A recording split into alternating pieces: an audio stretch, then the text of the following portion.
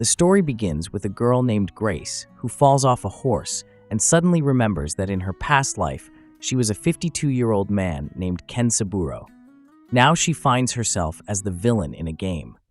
As she reflects on the absurdity of the situation, a servant named Josette brings her change of clothes. Grace thanks her, but ends up scaring the servant since she is supposed to act crueler. She then prepares to fulfill her role as the villain. We see part of Ken Saburo's past. He was an old-school otaku, and his daughter used to play the very game he has now reincarnated into. Recognizing the protagonist Anna, who trips at the entrance of the school, Ken Saburo recalls his daughter explaining the scenario. Grace approaches Anna to fulfill her role, but instead compliments her parents for raising her with love, accidentally triggering her paternal instincts. Hearing this, Anna cries moved, but everyone thinks Grace is reprimanding her, so she takes Anna aside. There, Anna shares the sacrifices her parents made for her education. Grace advises her to develop her skills to achieve success and happiness, making Anna cry again. Then a prince from the kingdom arrives, but Ken Saburo mixes up names from his past life. When Anna introduces herself to the prince, Ken Saburo uses the moment to recall saying that he guesses correctly, identifying him as Prince Virgil. Ken Saburo remembers this should have been the start of the prince's route, but since Grace shouldn't have been there, he asks her opinion about the prince. She replies that he seems like a good person, but is more interested in being friends with Grace, forcing her to agree, which raises their relationship level.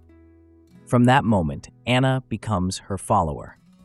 While walking through the hallways, they meet the director, and Ken Saburo shows off his social skills by greeting him elegantly.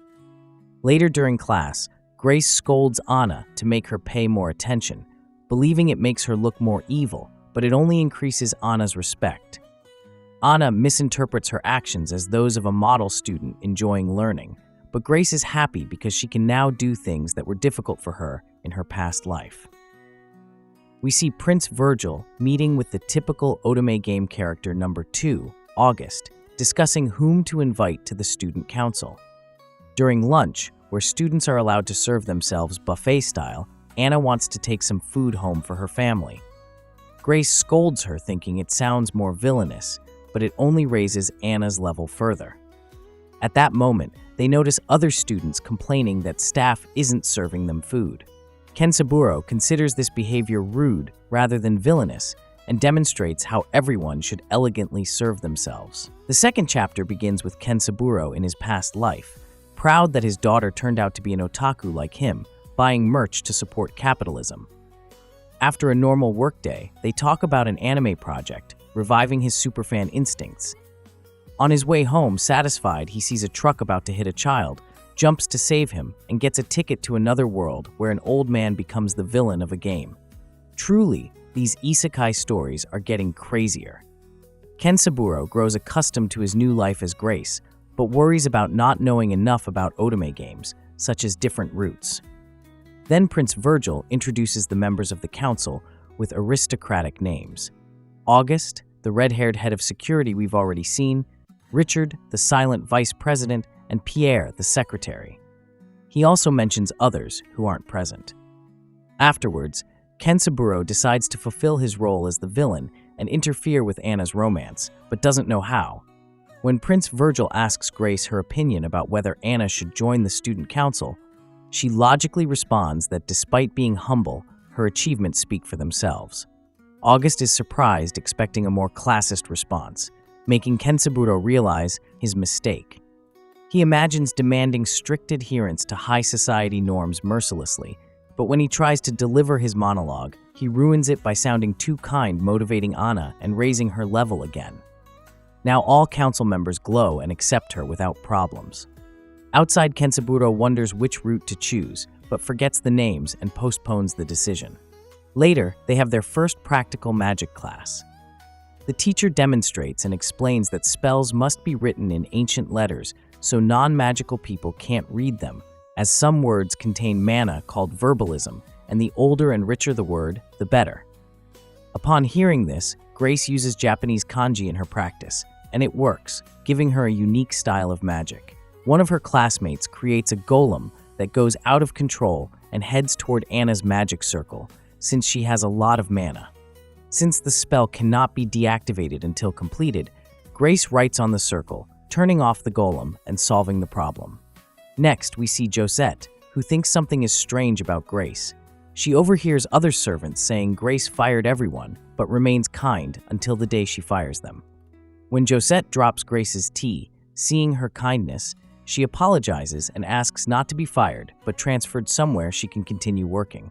Kensaburo, experienced with childhood imagination, understands the situation and explains they won't sell her. Since Josette remains confused, Grace switches to Plan B and gives her candies, making her forget the situation. They then visit a dwarf named Wands, or Wands, to see if he can repair the teapot.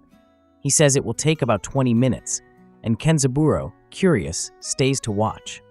When the dwarf finishes, he reveals that little Grace used to come often to watch him work. We see Grace's memories of how she changed when she started lessons on how to become an aristocrat, becoming more demanding of herself and others. Grace then asks the dwarf if she can return another day, and he agrees. A few days later, Grace asks the dwarf to build an abacus.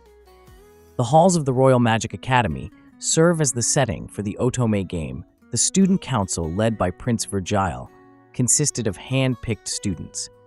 Kenza struggled to remember everyone's names without a cheat sheet.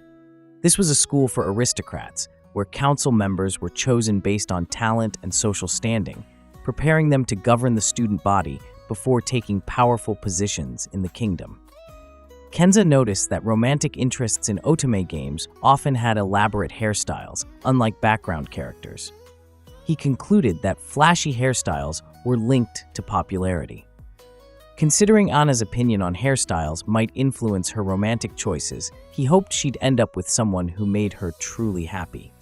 Prince Virgile seemed friendly, but judged people based on their usefulness to the kingdom, making it challenging for the protagonist to gain his attention. Observing Anna and Grace working on the budget, the prince noted Grace's recent improvement, though their engagement was politically motivated rather than romantic. When Anna struggled with calculations, Kenza introduced an abacus, claiming it was a calculator from the Far East. Grace easily solved the problem, surprising everyone. The prince praised Anna's dedication despite her struggles, recognizing Grace's hidden efforts to improve. Discussions about the council's strength highlighted Auguste, a martial arts specialist, and Richard, a swordmaster, as top contenders. Their duel ended in a draw when a bug landed on Auguste. Kenza saved the insect, showing compassion, which impressed Auguste. Richard later showed the girls the Academy's weapon vault, making numerous puns. Kenza countered with wordplay, earning respect. Rumors spread about Grace's superiority among the council. Anna wrote to her parents about adapting well, thanks to Grace's mentorship. Other first-year council members included Prince Lucas Vierge and Lambert Balance.